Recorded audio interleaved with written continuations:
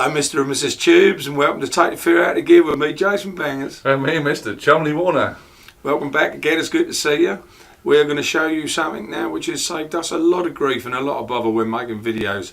Obviously, we want to try and make these as professional as we can.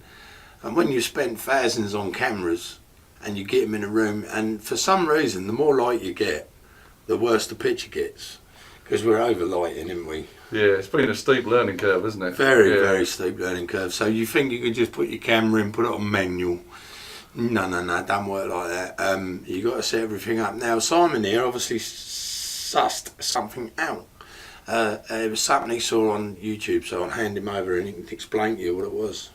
Yeah, I was just googling around, and because we had a problem with the green screen behind us, because it just one of the problems was we started off with a black tablecloth, didn't we?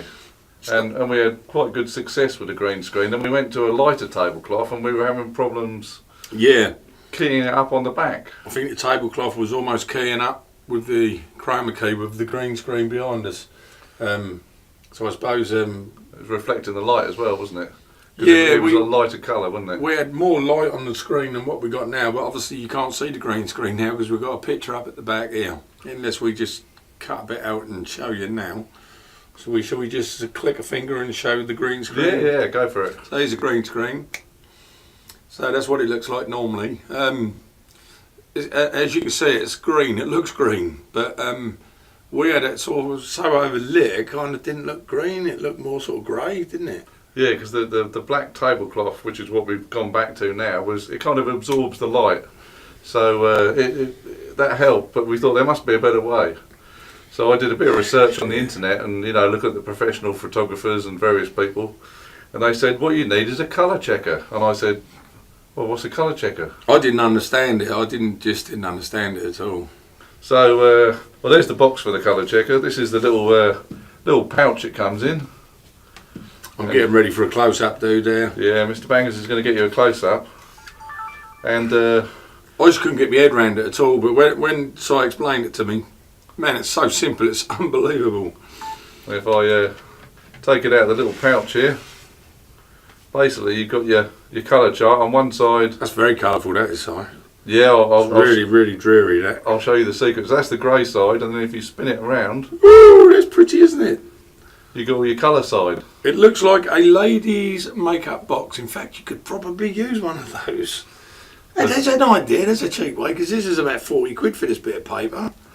Yeah. The only thing about this is, I suppose they've... This is 100%, isn't it? Yeah, it's colour... Well, do they colour correct it, or the colours are meant to be exactly right? It's bang on. These colours are spot on, and you really want to see them coming back. I mean, well, I'm going to tell you one thing that I would have done. If that was mine, if I'd have bought it, what I would have done is I would have held it here, I would have filmed it, and then I would have looked back on my TV screen and held it up and looked to see if it looked the same.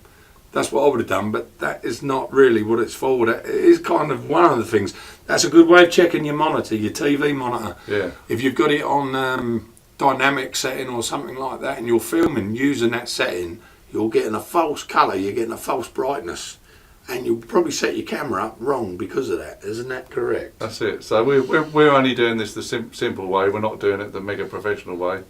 But anyway, if you can see, if I just get the right bit here, got my finger on the grey square, which is 2 up. That is the greyest of all greys. That one there.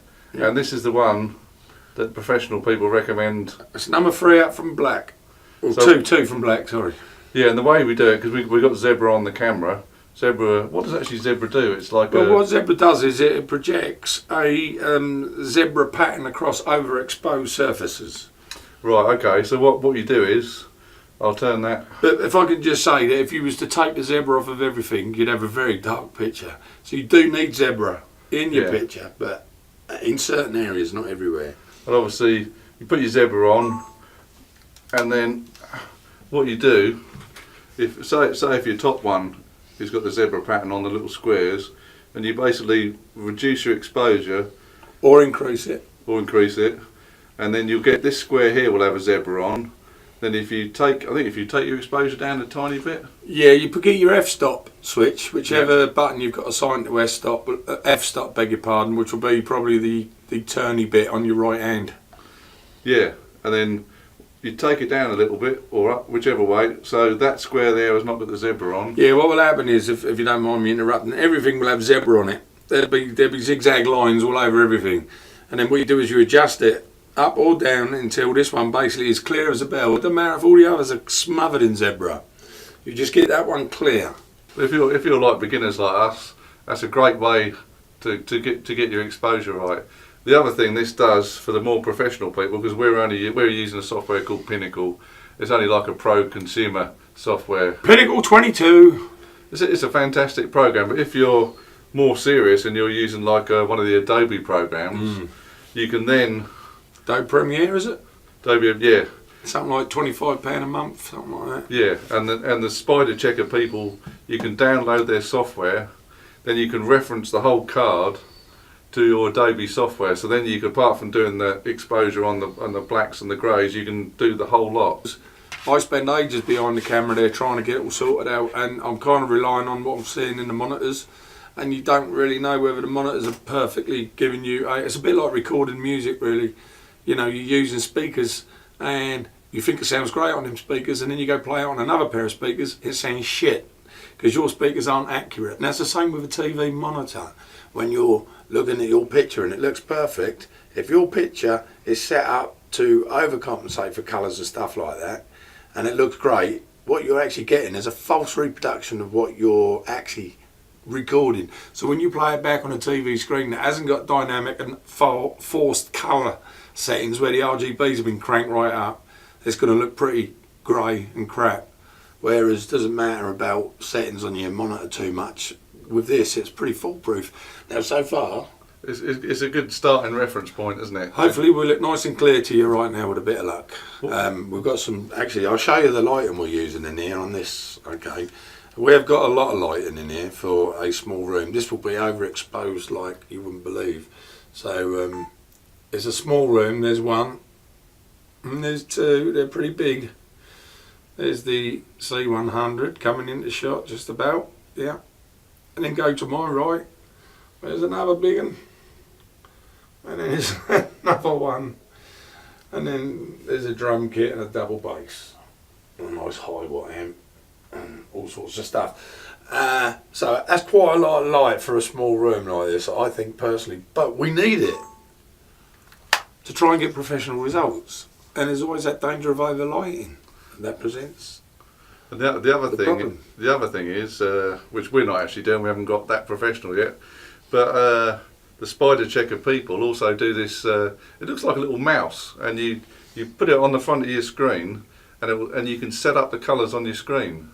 So that obviously you got your reference from the card, and if you know your screen is 100%, that makes it easier to reference your colours again. How does that work? A mouse? What do you mean a mouse? A mouse is in like a mouse computer mouse? Or yeah, it looks like a mouse on a computer, and obviously it's got a light sensor on it, and you hang it over your screen. Oh, right. So it's a bit like the spectrum analyzer setting up speakers. Yeah, and it comes with a program, and it flashes all the different colours onto this sort of receptor thing, and it will set up your monitor. So that's, if you want to go even more professional, you can do that and have the colour card.